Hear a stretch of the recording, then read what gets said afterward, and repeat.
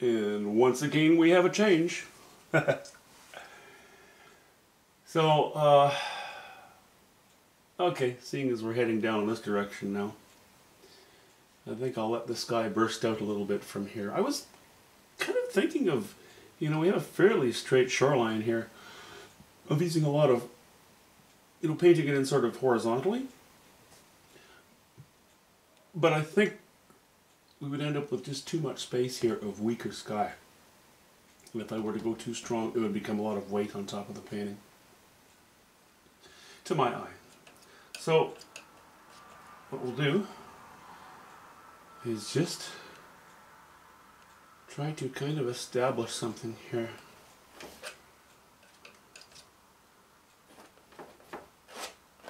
Where the light's going to fall, where it's going to peek through the clouds. And I'm going to try to stay away from being too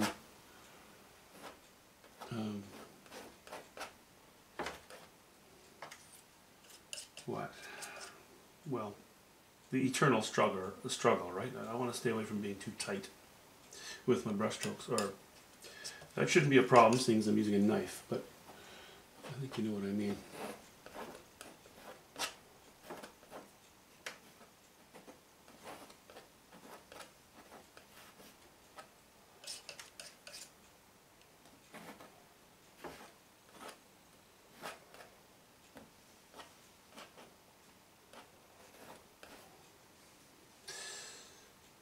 Bit of a wild sky. I know the trees aren't blowing in the wind, obviously.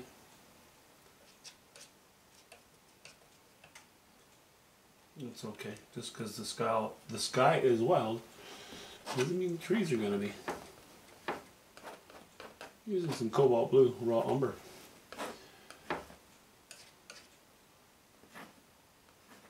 Alizarin crimson.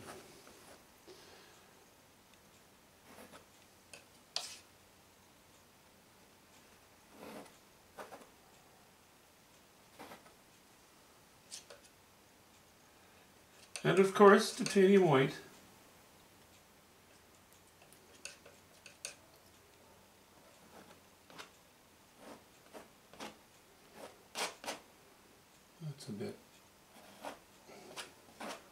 That's a bit low value, I think. I'd like to raise that a little bit.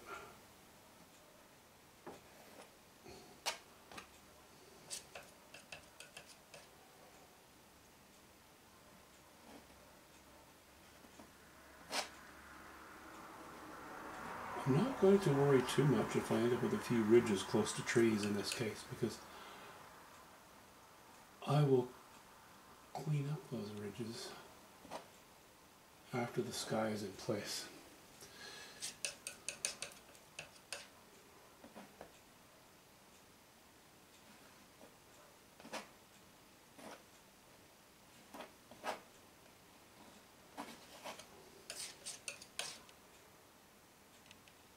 Triangles, triangles, triangles. Well, that's how they're going to start. And then we'll play a little bit with the shapes once we get further into it.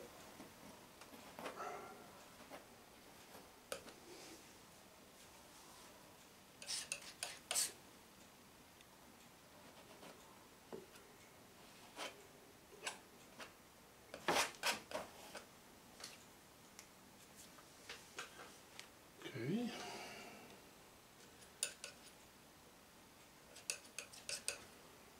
That's a bunch of blue. Let's just work with some raw umber and yellow ochre now for a moment. Keep a good variety of things going on here. Okay, a few strokes of that. Not all in one area. It'll be kind of a modifier. It'll be kind of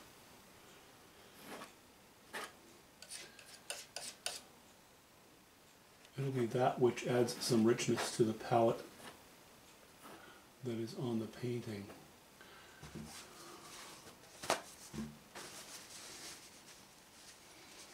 So nice with the knife. You can lay paint over paint so easily. Well, to a point. Okay, a little ochre. Titanium white. Let's get some more strength in here.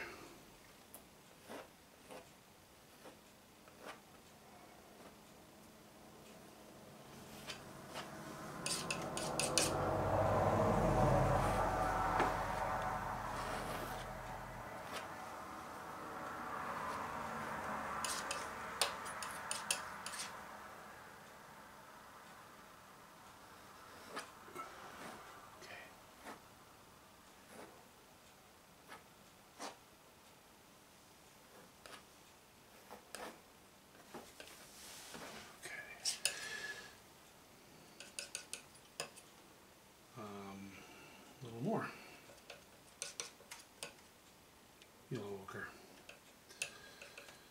alizarin crimson.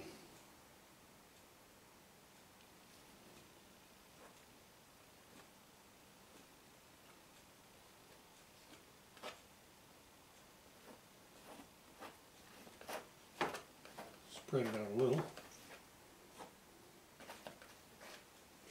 You know, I'm getting my general shapes and my general movement in the sky in place, and then I'll go in and groom it all over the place, or not all over the place, where it's needed. And it usually does need a bit here, a bit there. That's just the nature of the beast, right?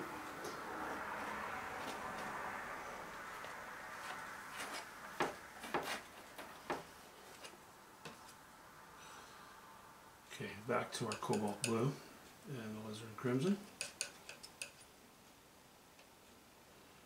A couple of strokes without any raw umber. Bringing an area of purple in. Purple, mauve, whatever you'd like to call it.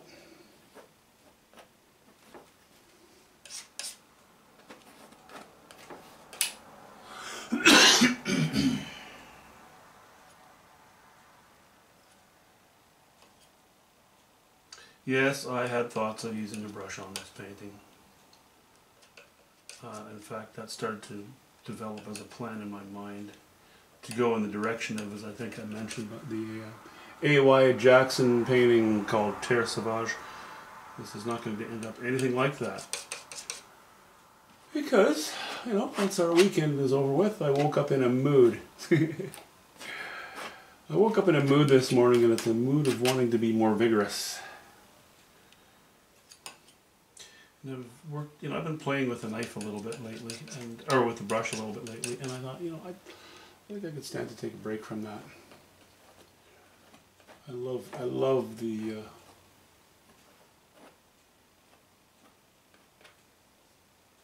I love to jump over to the knife sometime.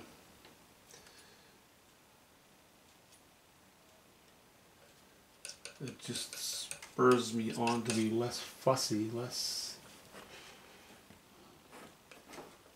concerned about tidy little strokes.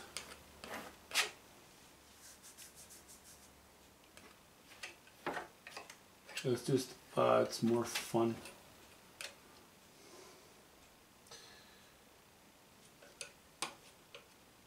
Okay, we're getting kind of blue over there. You know, I might just, let's throw a little ultramarine blue in there as well while we're at it.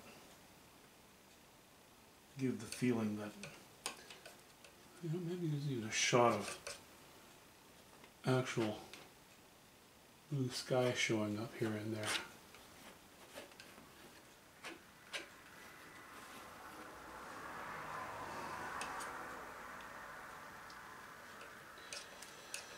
An impression of blue sky on an impressionist painting.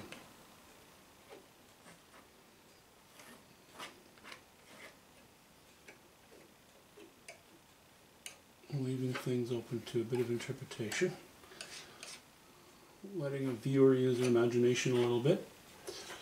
Keeping enough information on the painting to make it plausible. Well, possible. Yeah. Plausible as well.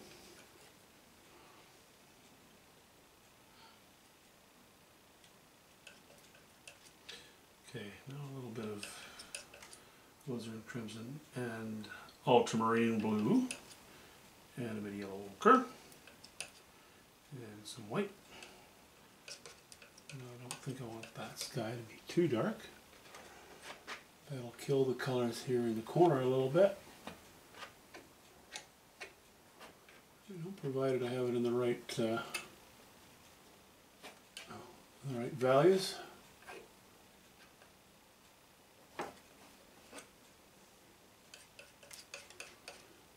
There's a little there. Let's put a little bit here as well.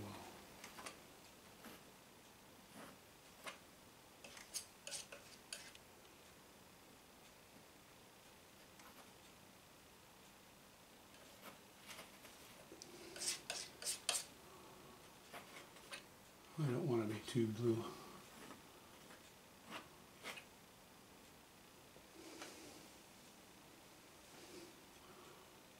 Okay, I think that's... If it's a mistake, it's a forgivable one, I believe.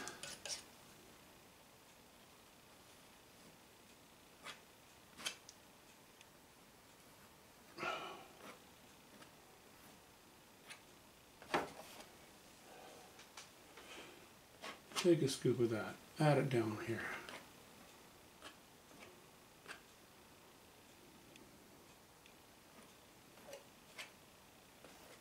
Maybe even over there. Take a scoop of this, put it up here.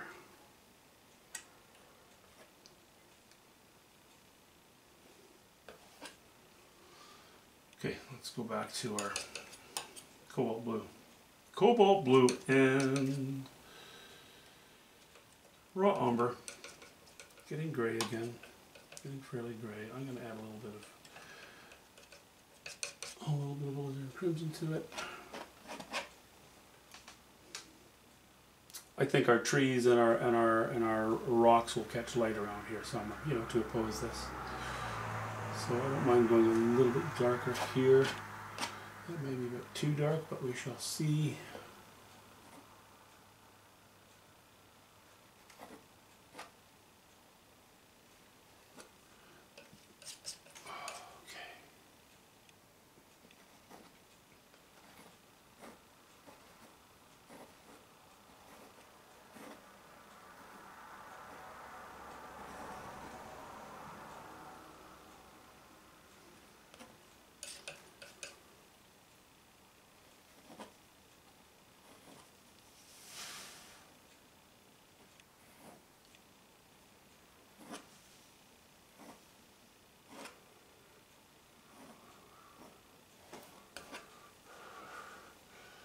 It's okay if this is mixed a little more thoroughly down adjacent to the trees, because we want our attention to be on the trees more than the sky at that point.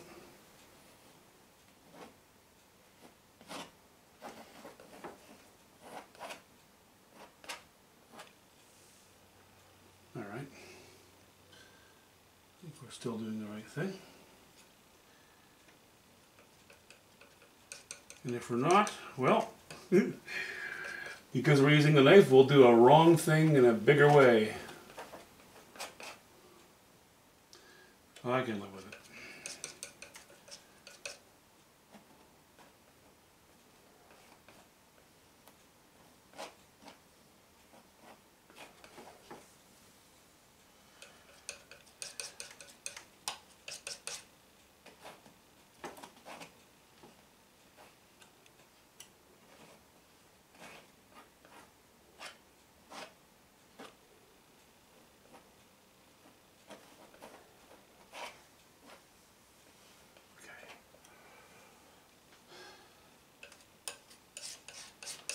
Well, you know, I don't think the sky can be accused of being boring so far. We've kept it reasonably unmixed.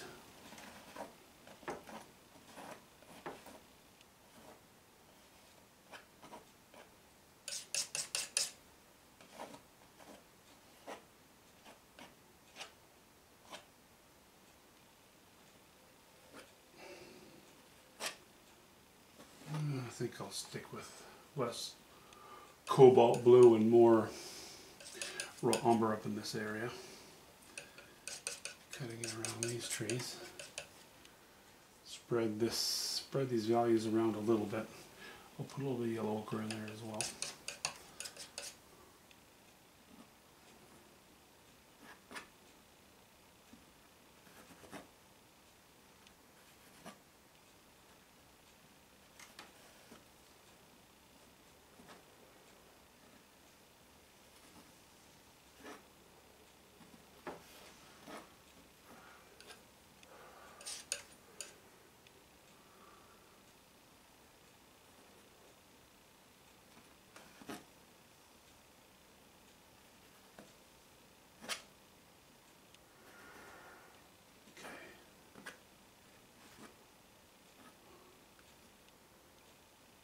You might hear some pretty strange breathing out of me when I'm doing this.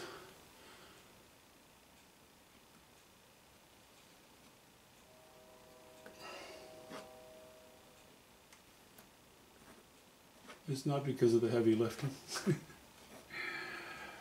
It's just, I tend to hold my breath a little bit.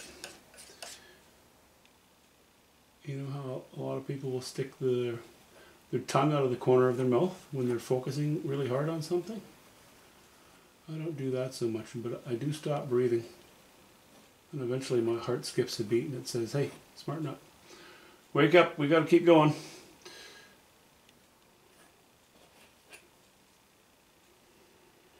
Okay. Back to a little more raw umber. Dipping into that yellow ochre. Touching a little bit of alizarin crimson.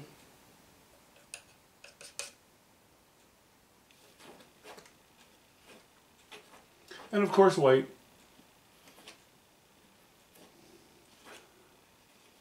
There's almost always some white in the strokes that I use.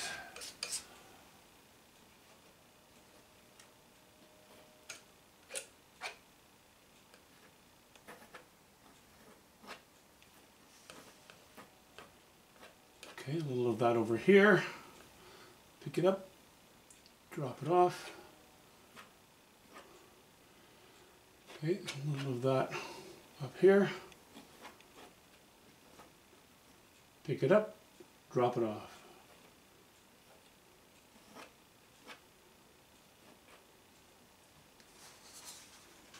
Okay. The sky is covered.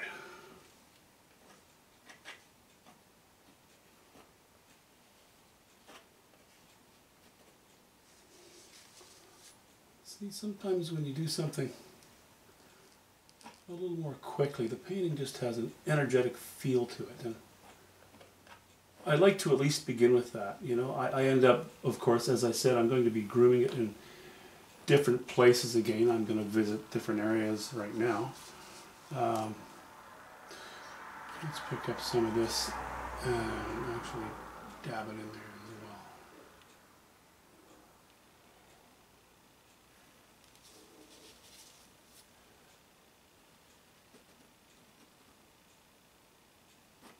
But yeah, that's just part of the grooming process.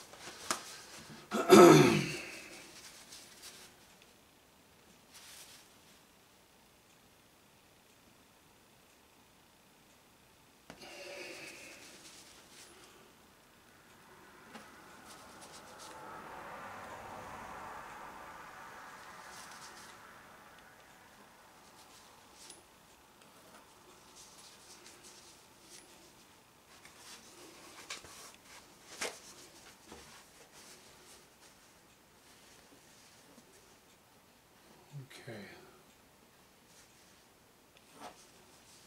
Now is the time for me to sit back a few feet away from this and jump up every 2 or 3 minutes and put in or remove a stroke here and there. It's a slow process. I almost never film it because it would be pretty boring to watch. Believe me, it would. Excuse me. But you'll see this guy after, you know, in the next video, the sky will be finished and we'll be beginning to play in the trees and rocks. So you'll see the finished sky then, and you'll note, even though I have not laid on or taken off a ton of paint, likely things won't change dramatically. You will definitely see a difference. You'll see it'll be a little more organized. Hopefully I don't kill it. You know, hopefully I don't overthink it.